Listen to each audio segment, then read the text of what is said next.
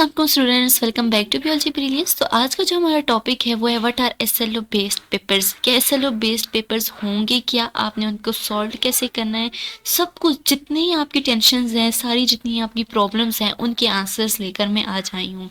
और सब कुछ जितनी आपकी कन्फ्यूजन है वो आज के लेक्चर में आपकी दूर हो जाएगी। तो इस लेक्चर को आपने एंड तक ज़रूर देखना है, क्योंकि इसके अंदर मेजर चीज़ें मैं आज कवर करूँगी और एंड पे बहुत ही ज़्यादा इंपॉर्टेंट चीज़ मैं कह रही हूँ कि बहुत ही ज़्यादा इंपॉर्टेंट चीज़ मैं इसके एंड पे बताऊँगी।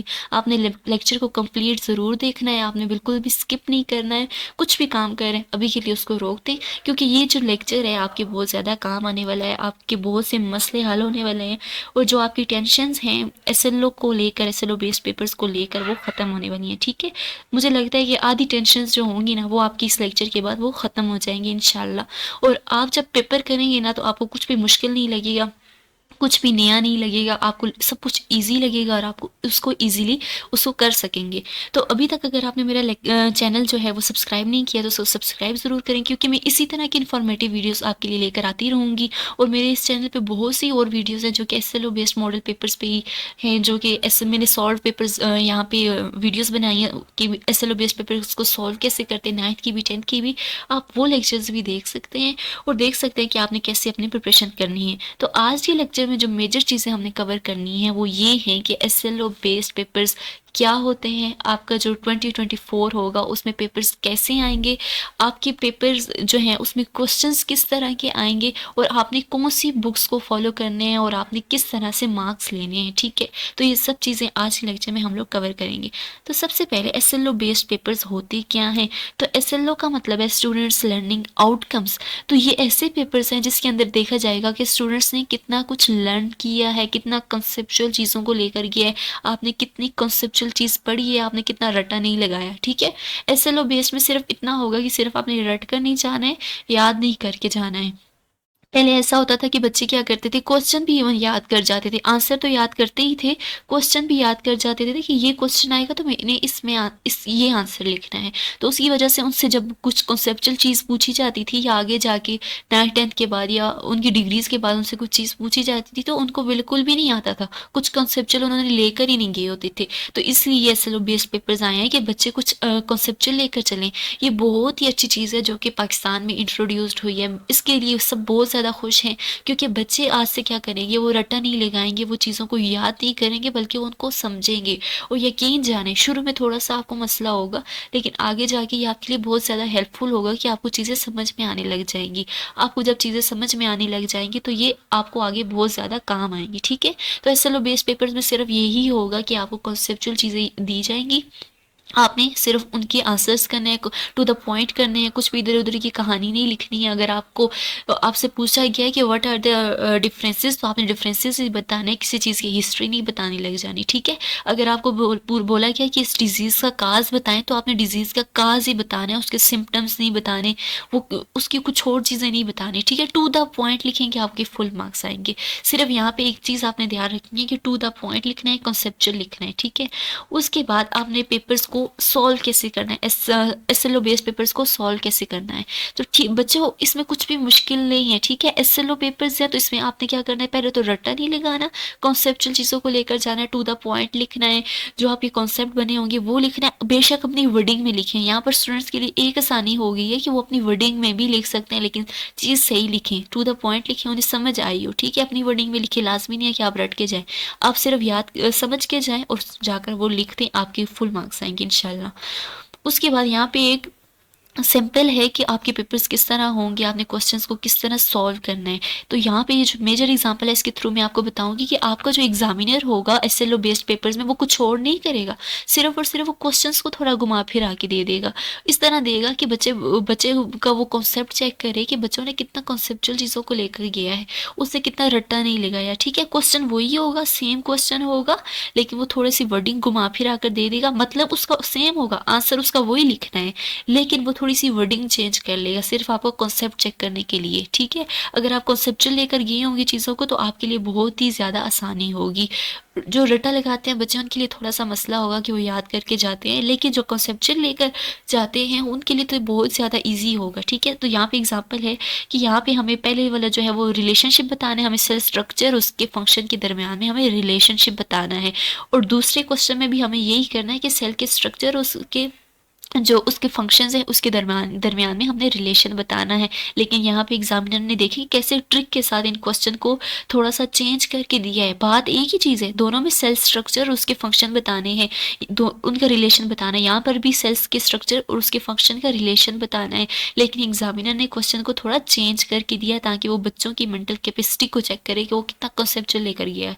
तो यहाँ पर देखिए कि जैसे कि लिखा हुआ है कि रिलेशनशिप बताना है आपने सेल स्ट्रक्चर और फंक्शन के दरमियान में। पहले तो सिंपल ऐसे क्वेश्चन आता था ना कि आपने सिंपल रिलेशनशिप बता देने, सेल क्या स्ट्रक्चर कैसा होता है और उसका फंक्शन कैसा होता है। और नेक्स्ट में ये पूछा गया है कि आइडेंटिफाई द स्ट्रक्चर, आपने स्ट्रक्चर भी बताना है, उसको डिस्क्राइब भी करना है और उसके जो कंपोनेंट्स हैं उसकी फंक्शंस भी बताने हैं। दोनों में एक ही चीज़ है, किस तरह से, जैसे कि यहाँ पे फर्स्ट जो क्वेश्चन है उसमें आपने क्या करना है, सेल का स्ट्रक्चर बताना है कि सेल का ये स्ट्रक्चर है, इसमें ये चीज़ें हैं, इसकी सेल मेम्ब्रेन है, सेल मेम्ब्रेन का फंक्शन है कि वो बाहर से जितना भी वाटर है या फूड पार्टिकल्स है उनको सेल के अंदर लेके जाती है, ये उसका फंक्शन हो गया। और वो सेल का स्ट्रक्चर क्या है, उसकी मेम्ब्रेन लिपिड से मिलकर बनी है, प्रोटीन से मिलकर बनी है, ये बताना है आपने पहले क्वेश्चन में। और उसके स्ट्रक्चर्स कंपोनेंट्स बताने हैं कि उसमें प्लाज्मा मेम्ब्रेन है, उसमें सेल वॉल है, उसमें फ्लूइड है, साइटोप्लाज्म है, न्यूक्लियस है, माइटोकॉन्ड्रिया है, पावर ऑफ द सेल है जो कि एटीपी बनाते हैं। ये सब कुछ आपने यहाँ पे बताना है। और दूसरे में भी आपने यही सब कुछ बताना है कि उसकी स्ट्रक्चर कैसी है, सेल की क्या स्ट्रक्चर है, किन चीज़ों से मिलकर बना है, और फिर उसके जो कंपोनेंट्स हैं, उसके जो पार्ट्स हैं, उसके आपने फंक्शन बताने। यहाँ पर तो सिर्फ उन्होंने कहा ना सेल स्ट्रक्चर बताएं और उसको फंक्शन को रिलेट करें, लेकिन यहाँ पे उन्होंने ये भी बोल दिया कि आपने उसके कंपोनेंट्स जो हैं, उसके जो पार्ट्स हैं उनके फंक्शंस बताने हैं। तो इसमें भी पार्ट्स वही थे, सेल स्ट्रक्चर में वही पार्ट्स आते हैं, प्लाज्मा मेम्ब्रेन, न्यूक्लियस, और यहाँ पर भी उनके सेल के यही पार्ट्स आते हैं, cell wall, cell membrane, plasma membrane, nucleus, mitochondria. यहाँ पर भी दोनों में आपने सेम टू सेम चीज़ें लिखनी है, लेकिन एग्जामिनर ने उसको थोड़ा सा क्वेश्चन को चेंज किया हुआ है। मांग वो आपको रिलेशन ही है, सेल स्ट्रक्चर उसके फंक्शन के बीच में रिलेशन ही मांग रहे, लेकिन यहाँ पर उससे दोनों क्वेश्चंस को थोड़ा सा घुमा फिरा कर दिया गया है। तो ऐसे ही होगा अगर आपकी थ्योरम्स है, मैथ की थ्योरम्स है, तो उनमें आपकी वैल्यूज़ चेंज की जाएंगी, बात वही होगी, वैल्यूज़ चेंज कर कर दी जाएगी। इसी तरह वर्डिंग चेंज कर कर दी जाएगी, फिजिक्स के कोई क्वेश्चन है उनकी वर्डिंग चेंज कर कर दे देंगे और उनको आपको सॉल्व करना होगा सिर्फ कंसेप्चुअल जो आपको समझ में आई हुई। अगर आपको समझ में आई हुई है तो ये करना आपके लिए बहुत ज़्यादा ईजी होगा। तो इसी तरह से आपने चीज़ों को कंसेप्चुअल लेकर जाना है। तो नेक्स्ट जो है आपने कौन सी बुक्स को फॉलो करना है, कौन सी बुक्स को आप फॉलो करेंगे तो आप पेपर्स में मार्क्स ले सकते हैं। तो यहाँ पर एसएलओ ने ये अच्छाई की है कि आपको कोई एक ख़ास पंजाब की या केपीके की या फेडरल की बुक को फॉलो नहीं करना, आप किसी भी बुक से पेपर को याद कर सकते हैं। सिर्फ जो आप अगर फेडरल बोर्ड से तो आपको जो कंटेंट मिला है ना, जो चैप्टर्स आपने याद करने, आप वो चैप्टर्स देखें, उनके सब टॉपिक्स देखें और आप अपनी प्रिपरेशन शुरू कर दें कि ये सब टॉपिक्स है, मैंने इसके बारे में सब कुछ कॉन्सेप्चुअल पढ़ना है, सब कुछ लेके जाना है। अगर आपको फेडरल की नहीं समझ आती आप कोई और बुक देख लें, अगर वहाँ से अगर आपको अच्छा मिल जाता है, आपको समझ में आ जाती है, ईजी लगता है आपको, तो वहाँ से कर ले। जिस बुक से आपको ईजी लगता है, आपको कॉन्सेप्ट समझने में आसानी होती है, वो देखिए आप, ठीक है। तो आप कोई भी बुक ले सकते हैं और वहाँ से अपनी प्रिपरेशन कर सकते हैं। सिर्फ जो कंटेंट है, चैप्टर्स जो है वो ही हों जो आपको बोर्ड ने आपको दिए हैं कि ये चैप्टर्स हैं और आपने ये कवर करने हैं। उसके बाद पेपर प्रिपरेशन कैसे करनी है, पेपर की पैटर्न क्या होगा, 2024 में पेपर का कैसा पैटर्न होगा। तो बच्चों एसएलओ बेस्ड के पेपर जो आपके जैसे पहले होते थे वैसे ही होंगे, पैटर्न चेंज नहीं हुआ, ठीक है। सिर्फ यहाँ पे यही आया है कि बच्चों का कॉन्सेप्ट चेक किया जाएगा। यहाँ पे पेपर का पैटर्न सेम वैसा ही होगा जैसे पहला था, वैसे ही एमसीक्यूज आएंगे। 12 एमसीक्यूज होते हैं 9th-10th में कि फर्स्ट 12 एमसीक्यूज होते हैं, उसके बाद सेक्शन जो बी होता है उसमें शॉर्ट क्वेश्चन होते हैं, 11 क्वेश्चन होते हैं जिसमें से आपने 9 करने होते हैं, और जो सेक्शन सी होता है उसमें लॉन्ग क्वेश्चन 4 दिए गए हैं जिसमें आपने 3 करने हैं। तो इसी तरह से आपका जो है पेपर पैटर्न होता है।